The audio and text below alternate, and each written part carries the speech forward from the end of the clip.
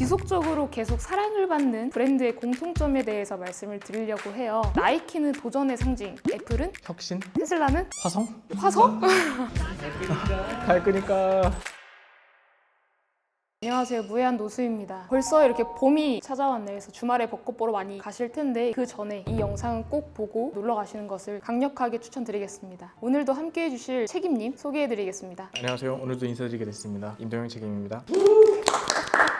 오늘은 고객에게 지속적으로 계속 사랑을 받는 브랜드의 공통점에 대해서 말씀을 드리려고 해요. 제품을 구매하거나 사용하고 싶은 그런 서비스를 찾아볼 때 어떤 기준으로 우리가 선택을 하게 될까요? 저도 그렇고 주로 리뷰를 많이 챙겨보시지 않을까. 좋은 리뷰? 다른 게 있다면 가격적인 부분? 리뷰와 가격, 판매량, 찜수 이런 거. 그쵸. 저도 그런 식으로 많이 구매를 하는데 최근 들어서 그 브랜드가 가지고 있는 고유의 스토리라든지 히스토리를 좀 찾아보고 저는 구매를 하게 되더라고요. 여러 분석 레포트들을 보니까 리뷰 조작했다 그런 이슈가 대두가 되면서부터 사람들이 진짜 리뷰, 판매 건수, 상세 페이지 안에 있는 그런 것을 더욱더 못 믿게 된 것 같아요. 언급해도 될지 모르겠지만 저코리아 이번에 이슈가 좀 심하게 있죠. 사실상 이러한 현상에 대해서 고객들은 더욱더 제품이나 어떤 서비스를 이용을 할 때 믿음직한 브랜드를 선택을 하는 것에 더 집중을 할 거예요. 그래서 무엇보다 중요한 게 브랜드의 스토리다. 예전에 그런 스토리를 많이 강조했던 브랜드들 중에서 대표적으로 이제 컬리가 있고요. 우리는 이런 걸 추구해 이러면서 가치를 전달을 하고 있어요. 나이키는 도전의 상징, 애플은 혁신? 테슬라는 화성? 화성? 갈 거니까. 테슬라는 세상을 바꾼다. 새로운 패러다임을 구축을 하는 기업. 이런 슬로건을 밀고 있고 그래서 이러한 내용을 전달을 드리면서 브랜드 스토리텔링의 5단계에 대해서 하나씩 설명을 드리도록 하겠습니다. 첫 번째로는 고객을 주인공으로 설정을 해야 됩니다. 이걸 우리가 페르소나를 구축한다라고 하죠. 예전에 한번 나왔었죠? 네, 그렇죠. 그렇습니다. 저는 이 페르소나를 되게 디테일하게 구축을 하는 것에 대해서 굉장히 중요하게 여겨요. AI도 저희가 원하는 그런 출력물을 받으려면 가장 대표적인 기법이 롤 플레잉 기법. 너는 누구야? 마케팅의 전문가야? 이런 식으로. 캐릭터를 부여를 해줄 수 있지만 좀 더 디테일하게 저는 프롬프트를 작성을 하는 편인데 너는 몇 년 차 어떠어떠한 기술과 뭐 라이센스를 가지고 있는 어떤 활동을 하고 있는 전문가다 이런 식으로 이제 많이 부여를 해줘요. 그렇게 됐을 때 제가 원하는 고퀄리티 답변을 받을 수 있게 되더라고요. 그래서 이러한 부분에서도 맹점을 연결을 지으면 모든 구조들은 스토리대로 움직입니다. 우리 브랜드가 가지고 있는 신념, 스토리, 가치, 철학 이러한 것들로 브랜드를 운영을 하게 될 거고 당연히 그에 부합하는 고객들이 따라올 거고요. 근데 단순히 우리는 그냥 많이 팔고 싶어 라는 시발점으로부터 마케팅을 전개를 한다라고 하면 당연히 잘 안 팔리거나 광고비만 무분별하게 소진이 되거나 뼈대 없는 브랜드가 될 수밖에 없다라고 생각을 해요. 그래서 여기서 룰루레몬이라는 브랜드 혹시 알아요? 그 운동복 맞죠? 맞아요. 전 처음 들어봤어요. 어떻게 아세요? 남자들이 잘 입진 않잖아요. 네. 그래서 브랜드만 알아요. 난 모를 수밖에 없구나. 네. 갑자기 눈물이 나네. 반다르 레이어 아니에요? 맞아요. 육아복으로 일단 유명해진 스포츠웨어를 파는 브랜드가 있는데 오늘 이 콘텐츠 치킨을 찾아보니까 골프웨어 쪽으로 많이 좀 집중을 하고 있더라고요. 브랜드 스토리텔링 전략을 정말 잘 사용을 했어요. 단순히 육아복을 판다라고 접근을 한 게 아니라 당신의 파워풀한 삶을 응원을 한다 라는 메시지를 강력하게 전달을 했고 모든 마케팅 수단에 그런 카피라이팅을 넣었겠죠. 그래서 우리의 마인드 속에서도 뭔가 여기서 요가복을 사고 싶고 신뢰를 얻게 되고 그 다음에 이 요가복을 입었을 때 이들의 가치와 나의 가치를 동조화시켜서 진짜 내가 그런 사람이 될 수 있겠구나라는 기대심리까지 불어 넣어주는 게 그게 이제 브랜드가 가지고 있는 매력이고요. 그것을 우리는 브랜드 스토리텔링이다 이렇게 이제 표현을 하는 거죠. 그리고 두 번째로는 문제 강조입니다. 문제 강조를 해야 된다, 반박을 제거해야 된다, 이런 거 많이 들어봤죠. 네.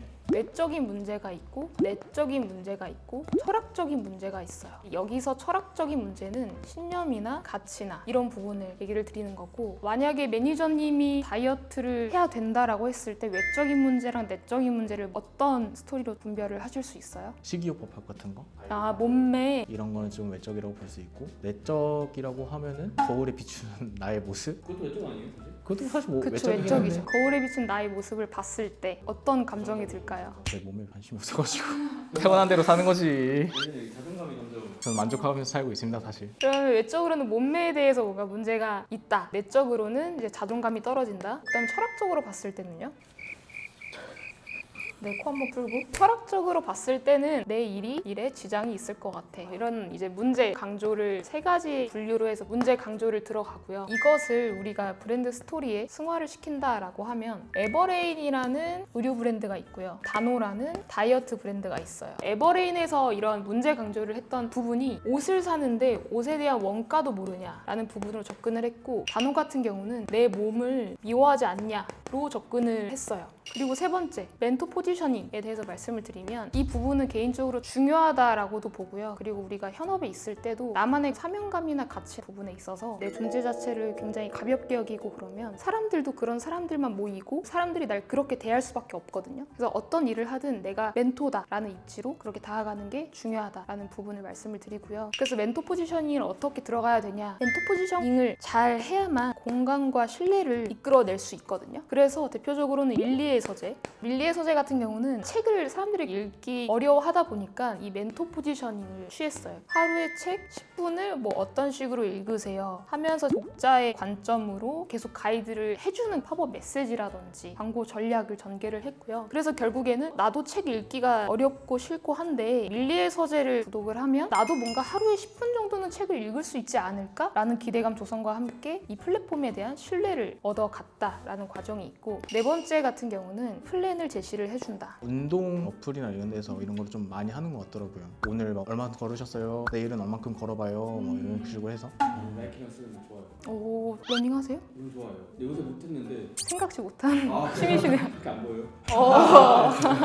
네, 그래서 플랜 제시를 한다라는 부분. 그래서 보통 이제 저희가 흔히 얘기하는 스텝 바이 스텝, GPT 활용할 때도 강력한 명령어 중에 하나이죠. 그래서 브랜드 스토리를 전개를 할 때 플랜을 명확하게 제시를 해주는 거, 헬스, 다이어트, 단기적으로 효능 효과를 보일 수 없는 제품이나 서비스군 같은 경우에는 브랜드들이 많이 흡수를 해서 따라하고 있는 것 중에 하나가 구독형. 예전에는 구독이라고 하면 OTT 서비스나 렌탈의 개념에 좀 가까웠어요. 근데 요즘에는 삼성, LG나 이런 가전제품 스토어에서도 월 구독하세요 라는 이런 포지션을 많이 사용을 하기도 하더라고요. 어떤 상품이 됐든 어떤 서비스가 됐든 간에 구독제를 좀 많이 도입을 해가는 느낌? 고객을 그런 거 좀- 잡아주는 느낌인 것 같아요. 맞아요. 오래 쓸수록 우리한테는 이득이다. 자동차 제조사들도 웰컴 라이트라고 하죠. 불 들어오는 것도 구독형으로 바꾸거든요. 그런 거 보면은 모든 장르가 지금 다 구독형이 들어간 것 같아요. 약간 이런 전략이지 않을까? 할부나 렌탈이 너무 예전부터 이제 많이 사용이 되었기 때문에 좀 인식이 부정적이에요. 할부는 뭔가 대출, 빚, 렌탈은 내 거 아닌 거 그런 게 되는데 이 모든 것을 구독이라고 해버리니까 어떻게 보면 그냥 말을 바꾼 건데 소비에 대한 심리적 허들이 훨씬 낮아지는 느낌? 내가 할부를 했다, 렌탈을 했다라는 표현보다 유튜브 구독처럼 구독해서 쓰고 있어. 아 근데 구독제가 또 좋은 점이 하나 생각나는데 취소가 가능한 게, 렌탈도 중간에 빠꾸 가능한데 위약금이라는 게 존재를.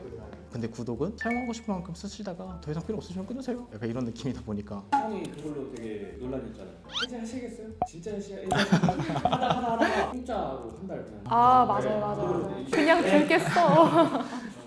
그리고 5번째, 변화된 미래를 상상하게 만드는 부분. 컬리 같은 경우는 새벽 배송 오픈을 하면서 고객들한테 매일 아침 밥상이 달라진다 이러한 멘트를 썼고요. 크몬 같은 경우도 혼자서 일을 하거나 자영업자분들에게 든든한 그런 지원군이 되겠다, 전문가를 만날 수 있다라는 그러한 맹점으로 좀 허를 많이 찔렀어요. 그게 이제 크몽이다. 보통 자영업자분들 같은 경우는 전문가를 만나기가 쉽지 않거든요. 그렇기 때문에 자영업자분들이 엄청나게 환호를 했죠. 크몽이 런칭이 되었을 때.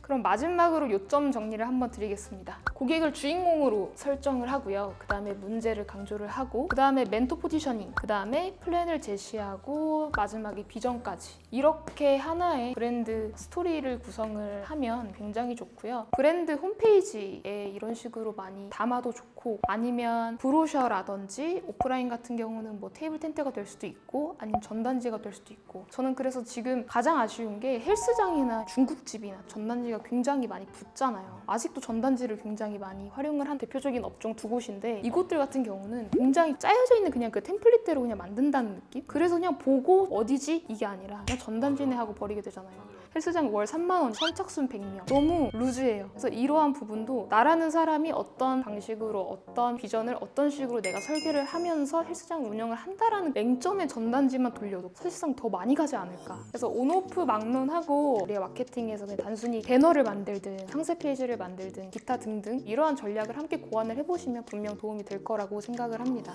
유익하고 재밌는 마케팅 이슈를 듣고 싶고 마케팅 공부는 하기 싫은데 마케팅은 잘하고 싶다면 무해한 누수 구독, 좋아요, 댓글과 알림 설정까지 부탁드리겠습니다. 감사합니다.